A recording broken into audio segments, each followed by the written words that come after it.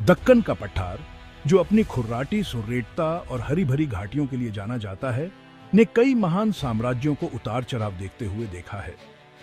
इनमें से राष्ट्रकूट वंश सबसे ऊपर है, जिनका शासनकाल सैन्य कौशल, एडमिनिस्ट्रेशनिक कुशलता और सांस्कृतिक प्रतिभा का प्रमाण है। 8वीं शताब्दी के मध्य में साधारण शुरुआत से उभरकर महत्वाकांक्षी दंतिदुर्ग के लीडरशिप में राष्ट्रकूटाओं ने एक विशाल साम्राज्य की स्थापना की, जो अधिकांश प्रायद्वीपीय भारत तक फैला हुआ था। शुरुआती राष्ट्रकूट संभवतः पावरशाली चालुक्यों के सामंत थे, जिनका दक्कन के एक बड़े हिस्से पर दबदबा था। हालांकि दंतिदुर्ग के मन में बड़ी महत्वाकांक्षाएं थीं। इस अवसर का फायदा उठाते हुए उसने चालुक्यों को चुनौती दी और उन्हें हरा दिया, जिससे इंडियाई इतिहास के सबसे पावरशाली और स्थायी साम्राज्यों में से एक की फाउंडेशन पड़ी। यह जीत केवल राजनीतिक लीडरशिप में बदलाव नहीं थी, इसने दक्कन में एक नए युग की शुरुआत की। राष्ट्रकूट की जीत एक महत्वपूर्ण मोड़ थी, जिसने स्थिरता, समृद्धि और सांस्कृतिक उत्कर्ष के दौर की शुरुआत की। दंतिदुर्ग के उत्तराधिकारी योग्य उत्तराधिकारी साबित हुए, जिन्होंने साम्राज्य की सीमाओं का विस्तार किया और इसकी शक्ति को मजबूत किया। उन्होंने गठबंधन बनाए, प्रतिद्वंद्वियों को अपने अधीन किया और राष्ट्रकूटाओं को दक्कन में सबसे प्रमुख शक्ति के रूप में स्थापित किया। 2 शताब्दियों से अधिक समय तक चलने वाले उनके शासन ने भारत के राजनीतिक, सामाजिक और सांस्कृतिक परिदृश्य पर एक अमिट मार्क छोड़ी।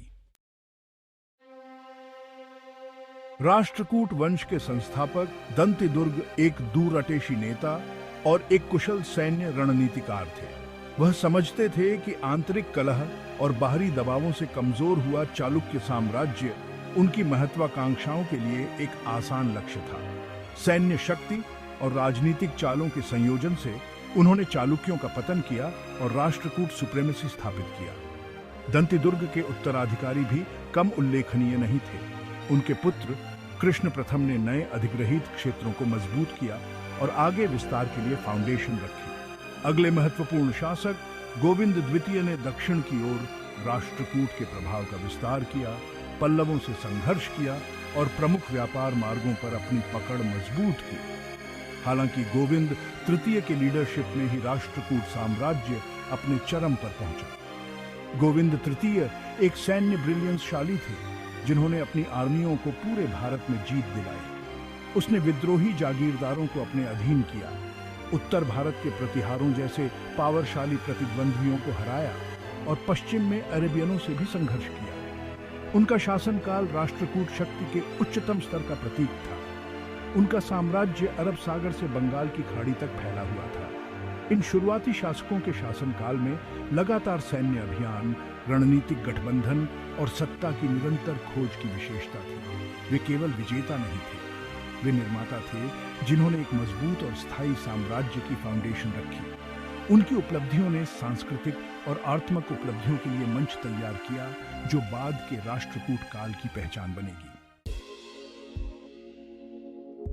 राष्ट्रकूट किसी भी सफल साम्राज्य की तरह यह समझते थे कि केवल सैन्य शक्ति ही स्थिरता और दीर्घायु सुनिश्चित करने के लिए पर्याप्त नहीं है।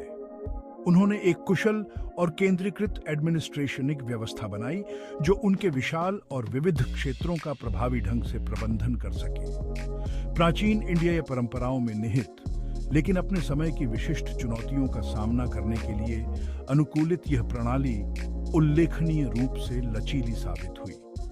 राष्ट्रकूट प्रशासन के केंद्र में राजा था, जिसे अपनी प्रजा के कल्याण के लिए सौंपा गया एक दिव्य नियुक्त व्यक्ति माना जाता था। उन्हें मंत्रियों की एक परिषद द्वारा सहायता प्रदान की जाती थी, जिनमें से प्रत्येक रेवेन्यू, रक्षा, न्याय और विदेशी मामलों जैसे विशिष्ट विभाग के लिए जिम्मेदार था। साम्राज्य को प्रांतों में विभाजित किया गया था, जिन्हें आगे जिलों और गांवों में विभाजित किया गया था। प्रत्येक स्तर का लीडरशिप नियुक्त अधिकारियों द्वारा किया जाता था। इस पदानुक्रमित संरचना ने यह सुनिश्चित किया कि आदेश केंद्र से परिधि तक सुचारू रूप से प्रवाहित हों और रेवेन्यू संग्रह, कानून प्रवर्तन और विवाद समाधान प्रभावी ढंग से किया जाए। राष्ट्रकूटाओं ने स्थानीय स्वशासन के महत्व को भी आइडेंटिटिया। प्रमुख नागरिकों वाली ग्राम सभाओं ने स्थानीय मामलों के प्रबंधन, मामूली डिस्प्यूटों को सुलझाने और कानून व्यवस्था बनाए रखने में महत्वपूर्ण भूमिका निभाई। केंद्रीकृत प्राधिकरण और विकेंद्रीकृत प्रशासन का यह मिश्रण कराधान और न्याय की एक मजबूत प्रणाली के साथ राष्ट्रकूटाओं को अपने विशाल साम्राज्य पर नियंत्रण बनाए रखने में सक्षम बनाता है। उनके एडमिनिस्ट्रेशनिक नवाचारों ने न केवल राज्य के सुचारू कामकाज को सुनिश्चित किया, बल्कि उनकी विविध प्रजा में एकता और साझा पहचान की भावना को भी बढ़ावा दिया। एक समृद्ध साम्राज्य के लिए एक ठोस आर्थिक आधार की आवश्यकता होती है और राष्ट्रकूट इस मूलभूत सत्य को आइडेंटिटी में चतुर थे। उन्होंने एक अच्छी तरह से संरचित रेवेन्यू प्रणाली लागू की, जिसने राज्य के वित्तीय स्वास्थ्य को सुनिश्चित करते हुए अपनी प्रजा की भलाई पर भी विचार किया। भूमि रेवेन्यू, व्यापार करों और जस्टिसिक जुर्माने के संयोजन पर फाउंडेशनित इस प्रणाली ने एक मजबूत सेना बनाए रखने, आड़तों को संरक्षण देने और शानदार मंदिरों और सार्वजनिक कार्यों के निर्माण के लिए आवश्यक संसाधन प्रदान किए। भूमि रेवेन्यू राष्ट्रकूट अर्थव्यवस्था की रीढ़ थी। भूमि का सावधानीपूर्वक सर्वेक्षण किया गया था और उचित कर दर निर्धारित करने के लिए उसकी उत्पादकता का आकलन किया गया था, जो आमतौर पर उपज का छठा हिस्सा होता था।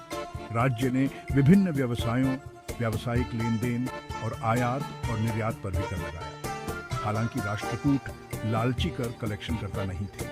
वे समझते थे कि अत्यधिक कराधान आर्थिक गतिविधियों को बाधित कर सकता है और आबादी में आक्रोश पैदा कर सकता है। एकत्रित रेवेन्यू का सावधानीपूर्वक प्रबंधन किया जाता था और साम्राज्य के लाभ के लिए उपयोग किया जाता था। एक महत्वपूर्ण हिस्सा राष्ट्रकूट सेना को वित्त पोषित करता था, जो अपने आकार, अनुशासन और प्रभावशीलता के लिए प्रसिद्ध थी। राज्य ने सिंचाई नहरों, तालाबों और सड़कों जैसे सार्वजनिक कार्यों में भी भारी निवेश किया, जिससे न केवल व्यापार को सुविधा मिली, बल्कि कृषि उत्पादकता में भी वृद्धि हुई। राष्ट्रकूट शासक कला और विज्ञान के उदार संरक्षक थे। मंदिरों को भारी दान दिया गया, विद्वान ब्राह्मणों और जैन भिक्षुओं का समर्थन किया गया और ब्रिलियंसशाली कारीगरों और शिल्पकारों को शाही संरक्षण प्राप्त हुआ। संस्कृति और शिक्षा में इस निवेश ने न केवल उनकी प्रजा के जीवन को समृद्ध किया, बल्कि राष्ट्रकूट वंश के लिए वैधीकरण के एक पावरशाली उपकरण और प्रतिष्ठा के स्रोत के रूप में भी काम किया।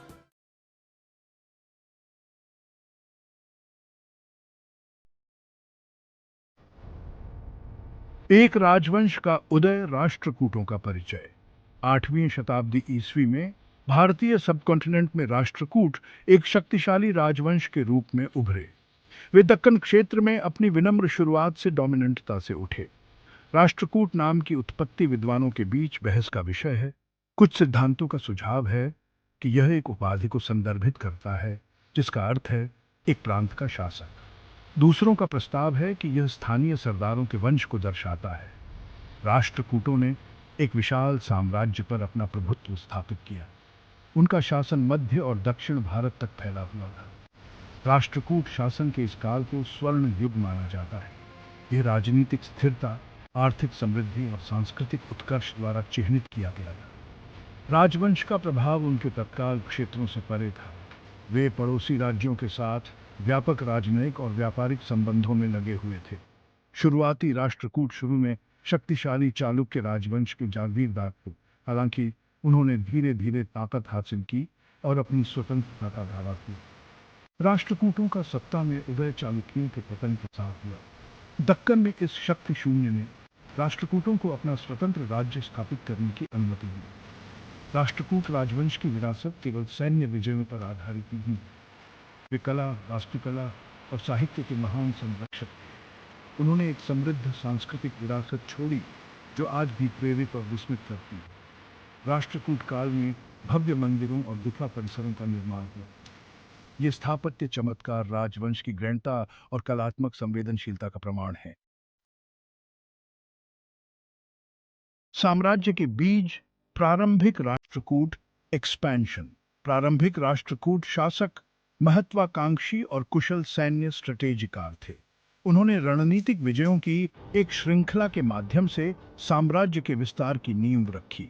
उनकी सफलता में योगदान देने वाले प्रमुख कारकों में से एक पड़ोसी राज्यों के बीच गठबंधन बनाने और प्रतिद्वंद्वियों का फायदा उठाने की उनकी क्षमता थी। उन्होंने अपने प्रभाव का विस्तार करने के लिए सैन्य शक्ति और कूटनीति के संयोजन का उपयोग किया।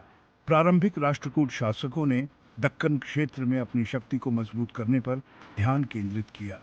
उन्होंने धीरे धीरे आसपास के क्षेत्रों पर अपना नियंत्रण बढ़ाया। उन्होंने स्थानीय शासकों को अपने अधीन कर लिया और अपने राज्यों को बढ़ते हुए राष्ट्रकूट साम्राज्य में मिला दिया। इन शुरुआती विजयों ने राष्ट्रकूटों को बहुमूल्य संसाधन और जनशक्ति प्रदान की। जैसे जैसे राष्ट्रकूट अधिक शक्तिशाली होते गए, उन्होंने अपना ध्यान अपने पूर्व अधिपतियों चालुक्यों की ओर लगाया।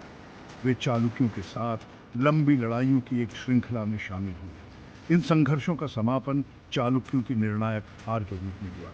इस जीत ने राष्ट्रकूटों को दक्कन में प्रमुख शक्ति के रूप में स्थापित किया। प्रारंभिक राष्ट्रकूट शासक एक मजबूत सेना बनाए रखने के महत्व को समझते थे। उन्होंने एक अच्छी तरह से सुसज्जित और अनुशासित सेना के निर्माण में निवेश किया। राष्ट्रकूट सेना में पैदल सेना, घुड़सवार सेना और हाथी इकाइयां शामिल थीं। वे अपने कुशल धनुर्धारियों और भयंकर योद्धाओं के लिए जाने जाते। इस सैन्य कौशल ने राजवंश के विस्तार और स्थिरता में महत्वपूर्ण भूमिका निभाई।